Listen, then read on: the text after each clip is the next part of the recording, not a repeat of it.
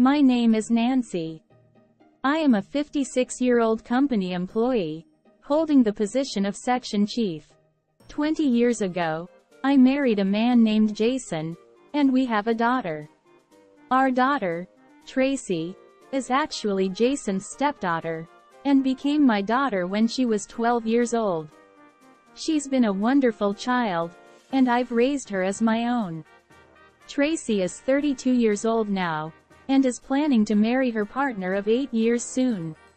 While I'm thrilled about her upcoming wedding, I also feel a sense of loneliness knowing she'll be leaving our home. Tracy is truly a pride and joy, calling her biological mother who passed away, Mother, and addressing me as Mom. On the other hand, I want to talk about how my self-centered husband, Jason, has brought up the topic of divorce at the same time as Tracy's wedding. 20 years ago, when I was invited to a drinking party with colleagues from the company where I still work, I found myself smitten by a man at the neighboring table. After enthusiastic approaches, we started dating. While I hadn't intended to remain single for life, the lack of opportunities for romance after a major heartbreak made this newfound love a welcome change.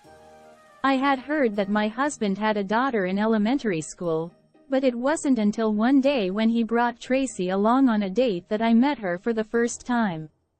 Tracy, fair-skinned and slender, had a very beautiful face, but her clothes were worn out and she was wearing clothes that were too small.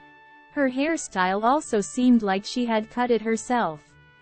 When I discreetly told my husband, "You should pay more attention to your daughter's appearance," he replied, "As a single father, I've been struggling just to make ends meet, let alone worry about appearances."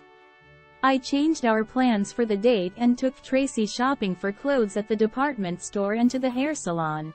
Tracy was tearfully happy, and her reaction deeply touched me. When I suggested to my husband that we start bringing Tracy along on our dates, before he could respond, Tracy eagerly said, "Yes." With a smile. Her overwhelming cuteness made everyone feel happy, I believe. And less than 6 months into our relationship, I started going to my husband and Tracy's house, and began taking care of household chores. Then, during dinner with the three of us, Tracy said, "I wish Nancy could be my mom." I was taken aback as I hadn't been thinking about marriage, but after my husband said, "So, please become a part of our family," and both Tracy and him lowered their heads, I felt it was natural to become a family with them. I decided to become part of the family and said, "Yes, please include me as a member of the family," lowering my head. From that weekend, we started living together, and half a year later, I married my husband, officially becoming Tracy's mother and my husband's wife. Tracy quickly started calling me Mom, and actively helped with household chores, which was a great relief. I tried to avoid overtime work as much as possible, minimizing the time Tracy spent alone and cherishing the time we spent together. One day, my husband showed his true colors. He came home looking tired and immediately began muttering complaints. "Why aren't the curtains properly closed?" He grumbled about the curtains being slightly open, and "The lunchbox dishes are always the same, and it's putting me off my appetite." he complained about trivial matters.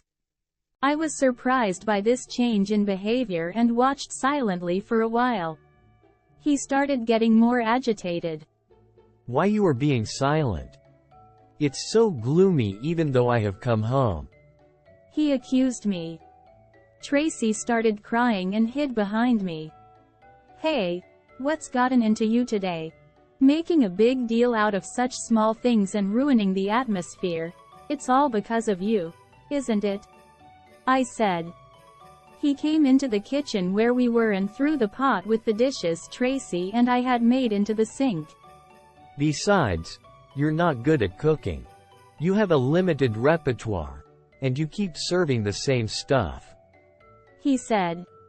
It's true that I'm a career-oriented person, so I rarely cooked when I lived alone, and cooking might not be my forte. However, I would discuss with Tracy before bed what to make the next day and decide by looking at recipes on an app, trying to choose something I hadn't made before. So I don't intend to serve similar dishes every day, but I apologize if I'm not good at cooking. That's true. I said. If you have any grievances against me, you should tell me. His complaints seemed to be. Before marriage, I could spend money freely. But now it's on an allowance system. I used to be able to drink as much as I wanted, but now it's restricted. I told him that. I believed a monthly allowance of $450, excluding money for hobbies like tea, coffee, and cigarettes used during work, wasn't a small amount. As for alcohol, I informed him that after a health check showed abnormal liver levels, the doctor advised reducing or quitting drinking. However, my husband's face remained filled with anger. He threw the pot containing soup into the sink and stormed out of the house. I was stunned, and Tracy started crying, saying, Dad has always been like this. I'm sorry for being silent. When I calmed Tracy down and listened, it seemed that my husband used to leave Tracy alone when we went out on dates. My husband never spent money for Tracy. For example, when Tracy said, I want you to buy me new clothes because mine don't fit anymore, my husband would respond with, We're tight on money right now. And hesitated to buy them. Tracy had been receiving hand-me-downs from neighbors to help her out. She expressed appreciation for me selecting clothes together with her. Tracy seemed happy, thinking my husband had become kinder since I came into the picture, but she appeared disappointed upon realizing his true character had always been there, beneath the surface. Tracy asked me tearfully, Mom, are you and Dad going to divorce? Are you going to leave? I hugged Tracy and reassured her, saying, The time I'll be away from you is when you get married. Once you become someone's wife, we won't live together even if we wanted to, right? Tracy responded with gratitude, saying, Thank you, Mom, and hugged me tightly. That day, we had dinner together at a family restaurant, took a bath together, and slept in the same bed. In the middle of the night, when my husband returned home and couldn't find me in the bedroom, he checked Tracy's room and found us sleeping together. I pretended to be asleep. The next morning, I served breakfast to my husband and Tracy as usual, and we engaged in conversation. My husband seemed remorseful at first, but as we talked, he gradually reverted to his old self. As we were about to leave, he apologized to me, saying, I'm sorry about yesterday. I hoped that with this apology, whatever burden he had been carrying in his heart would dissipate, and we could return to a happy and fulfilling life together. From that day on, we continued to live in harmony as we did before, but there were occasional days when my husband's behavior would drastically change, turning him into a different person. Each time, he would apologize once he calmed down, but over the years, the frequency of his apologies decreased. Instead, he started going out drinking more often, and he began to demand additional pocket money from me. One day during such times, a major incident occurred. While I was taking a bath, Tracy, who had entered adolescence, and my husband got into an argument. When I emerged from the bath, the curtains were torn, the sofa was overturned, and it seemed as if a typhoon had swept through the house. I panicked and searched every room and even the bathroom, calling out, "Where's Tracy? Tracy? Where are you, Tracy?" But Tracy was nowhere to be found. I rushed to the front door to check if Tracy's shoes were there, but they were missing. That made me believe she had left the house. Turning to my husband, I asked, "Where's Tracy? Did she leave?" He replied, "She was being insolent, so I chased her. Then she left." Grabbing my phone and wallet, I headed outside to search for Tracy. Calling out Tracy's name while I was looking for, but she was nowhere to be found. Just as I attempted to call Tracy on my phone, I received a call from her. She informed me that she was at the police station, so I made my way there immediately. Tracy was sitting on a bench outside the entrance of the police station, with an officer talking to her. I approached Tracy and asked, "What happened?" The officer suggested we discuss it inside, so I put my arm around Tracy's shoulder and followed the officer inside. I heard the story from the officer. Tracy had apparently run to the police station herself to escape from her father, who was chasing her after causing a commotion at home. It seems that Tracy had run to the police station several times before, back when she was in elementary school, and she remembered being told that if something happened, she should run to the police station. The reason for the argument with her father was that he told her she didn't need to go to high school and should just work instead. Tracy is already in her third year of junior high school. By this age, she said she didn't want to think of her father as her father anymore. Apparently, since she was young, whenever he was in a bad mood, he would take it out on Tracy, even speaking ill of her deceased grandmother. He would frequently say things like, "I didn't need a child like you," which made Tracy feel unwanted since childhood. I learned about Tracy's childhood for the first time and couldn't help but feel sad and shed tears. It seems that Tracy's discontent, fueled by her father's words forbidding her from going to high school, exploded and expressed the anger she had been feeling and harboring since childhood. It appeared that her father, who disliked being challenged, became angry. The officer expressed concern about letting her go home as is, but Tracy insisted. "I need to go home because I have school." She was adamant that she hadn't done anything wrong, so she wouldn't run away, and she would go to the police station as many times as necessary. The officer said he would talk to her father and escorted us home. After warning my husband, the officer said, "It's mandatory. So we'll also contact Child Protective Services. Please cooperate promptly when a CPS staff arrives." With that, he left. Since my husband left silently to drink again, Tracy and I cleaned up the room. Tracy, still angry, muttered, "He's so emotionally immature to do something like this." I suggested, "Tracy, should we leave this house together?"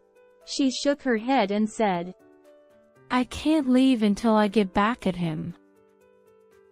Then she burst into tears, saying, "I'll tear him apart and throw him away." If I'm being honest, I don't have any affection left for my husband. His verbal abuse towards me has increased, even though he doesn't resort to physical violence.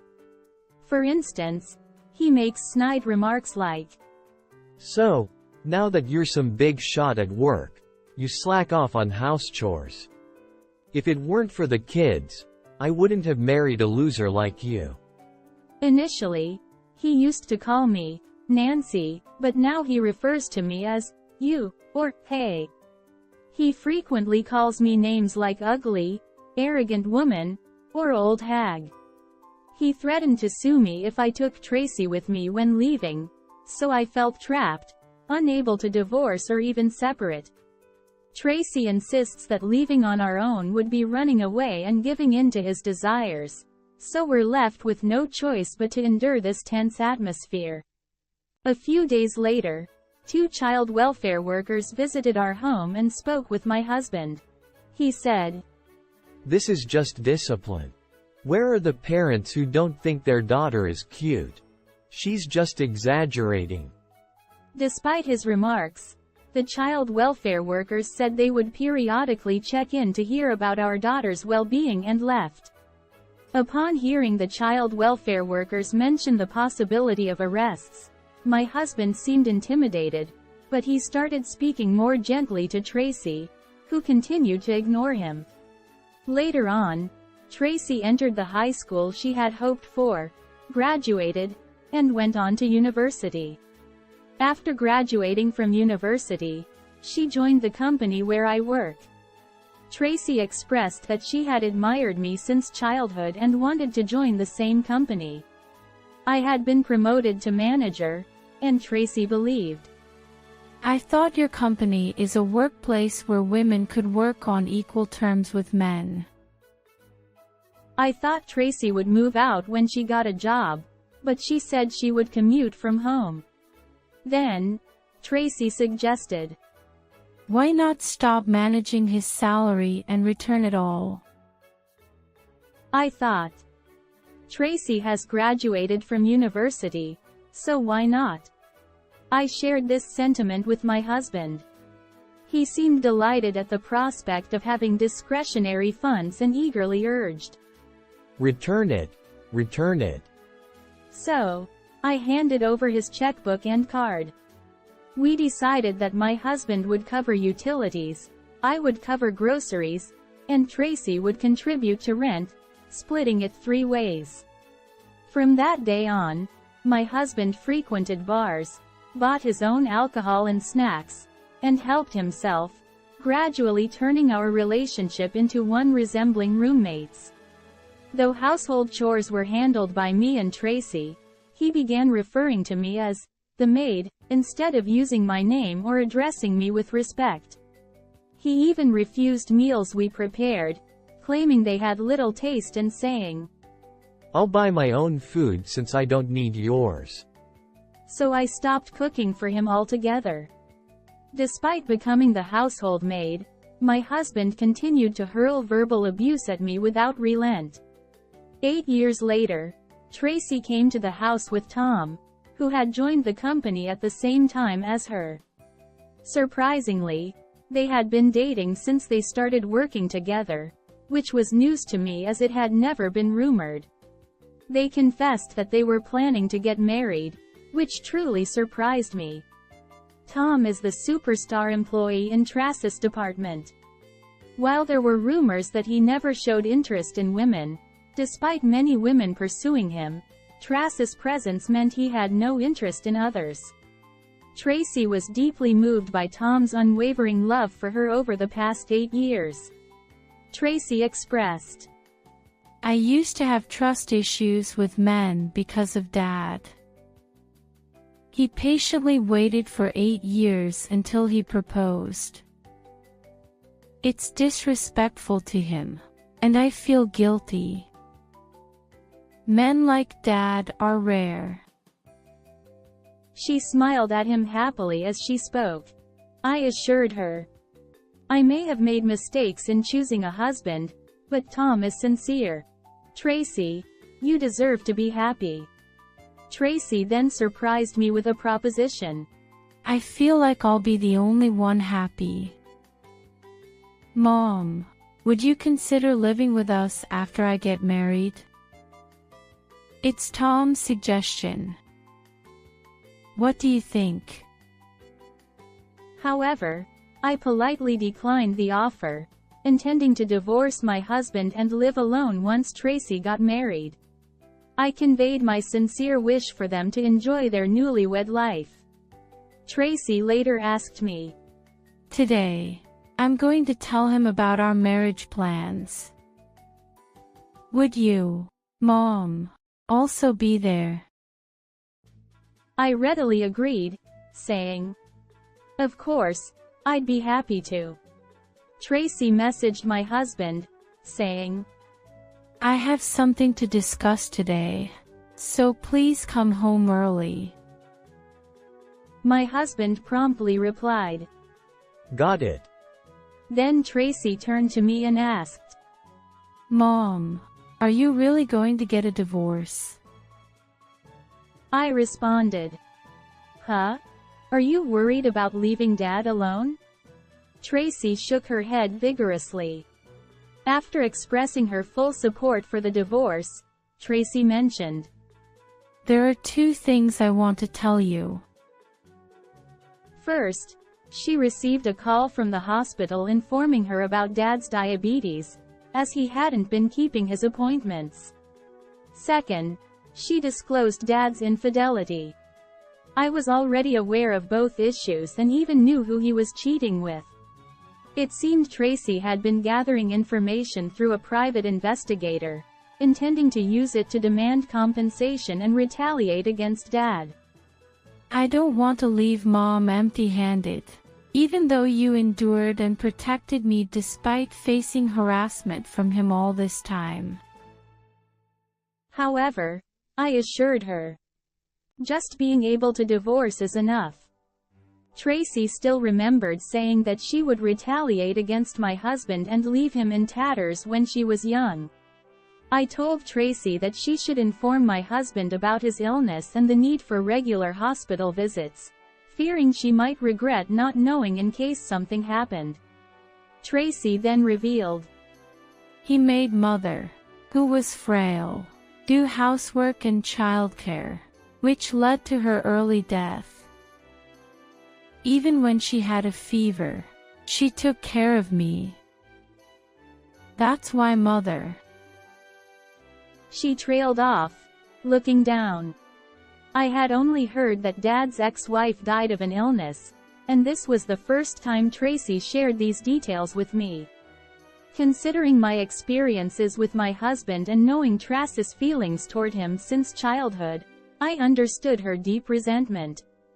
Though I couldn't find the words, I went to Tracy, embracing her in silence. Tom seems to have heard everything from Tracy. Tom said, I will never make Tracy cry. And even if we have children, I will continue to love both Tracy and our child. Tears welled up in Tom's eyes, and behind those eyes, sincerity and seriousness were evident. Tracy felt truly fortunate to have met such a good person. Therefore, even more so, I didn't want Tracy to harbor feelings of hatred towards others. It's a waste to live hating others when you're happy. Live your life thinking only about being happy without a single cloud. Because God will surely give punishment to those who do wrong. Right? Tom looked at Tracy and nodded, and seeing that, Tracy said, Yeah, I understand. Tonight, Tom's purpose was to report to me and seek forgiveness, so he said he would come back to greet my husband later. That night, as soon as my husband came home, I had something to do. What's this about Tracy? Spit it out already. Perhaps it was because he had to cut short his errand that he was in a bad mood. After Tracy sighed, she told my husband about getting married. In response, without even saying, "Congratulations," to Tracy, my husband turned to me and said, Hey, if Tracy is getting married, you're no longer needed, so let's get divorced. Even though she's your daughter, she's a stranger. Good job, housekeeper. If you need the divorce papers, they're at the top of the cupboard. See ya. With that, my husband left the house, looking pleased. Following my husband's words, there was indeed a divorce paper in the top drawer, so I took it out and signed it in front of Tracy. I forgot to tell him to go to the hospital. Mom, what are we going to do now? I told Tracy that we would live together until she got married and explained what I would do next. Mom, you've been through a lot with Dad, haven't you? Tracy agreed with my decision. I told Tracy that we should find a new place to live right away, and Tracy said, "Yeah, that's right," and started finding some properties on her smartphone. The next day, even though both Tracy and I had work, we managed to take a day off, submitted the divorce papers at the city hall, and visited real estate agents. Eventually, I decided to buy a condominium. Until I could move into the condominium, we rented a place where we could move our belongings. It took a few days, but we managed to move our belongings into the old apartment. Tracy explored the rooms like a liberated child, saying, "It's old and might be haunted, but it feels cozy." Tracy asked, "When will you move into the condo?" So I told her it would be possible in about 2 months. She seemed excited, saying, "That condo was lovely. I'm really looking forward to it." I completely forgot to inform my ex-husband about the divorce being finalized and our move before calling him.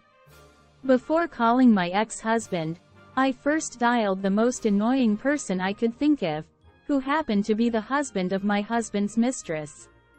He knew about my husband's low income, so he demanded, "Your husband and my wife are having an affair, so you should pay me compensation." At first, I wondered how he found out and why he came to my workplace. After being stopped by security, I was called to talk to him, and that's when I found out who my husband's mistress was. The mistress's husband didn't seem angry about the affair, rather, he appeared to be motivated by money, demanding, "If you don't want your husband's affairs to be disclosed at work, pay up." I asked to tell my ex-husband to handle it, but he threatened to harm my ex-husband if I didn't pay up. The security and employees at work warned him that if he came back for anything other than work, they'd involve the police. Since then, he's been calling me every day. I kept saying every time that I haven't heard the facts because my husband hasn't come home yet. And then I hung up. Perhaps he thinks I'll contact the police if he comes to the house.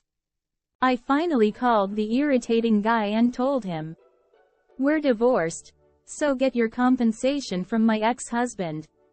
And if you call me again from today onwards, I'll involve the police." Reluctantly, he agreed. Afterward, I told my ex-husband that the divorce was finalized and that I had moved. "Oh, so the divorce is finally done. You'll live lonely." I smiled and replied, "Finally, I have no reason to endure anymore. Your affair partner's husband seemed to be looking for you, so I thought. He's big and looks scary. I even gave him the address where your affair partner frequently visits, and I also mentioned the name of your workplace. Dealing with someone who lacks common sense enough to come to the office is quite a hassle. Good luck." My ex-husband, with a trembling voice, said, "Huh? You knew? Why did you have to say it? Her husband is so dangerous." Then, I heard the angry voice of the affair partner followed by my ex-husband's voice trying to calm her down. So, I said, "Well, best of luck," and hung up. Afterward, my ex-husband contacted me several times. He mentioned he couldn't reach Tracy, so I informed him. Tracy said she's cutting ties with you and me after our divorce. Furthermore, my ex-husband was supposed to go to the diabetes clinic as Tracy messaged him, but he didn't go and was worried about his deteriorating health affecting his work. He then asked me to take care of him, and I decided this would be our last conversation. When I didn't respond, my ex-husband misunderstood, thinking I was concerned about the affair partner. He chuckled. "Oh, don't worry. I settled things with money and broke up with the woman."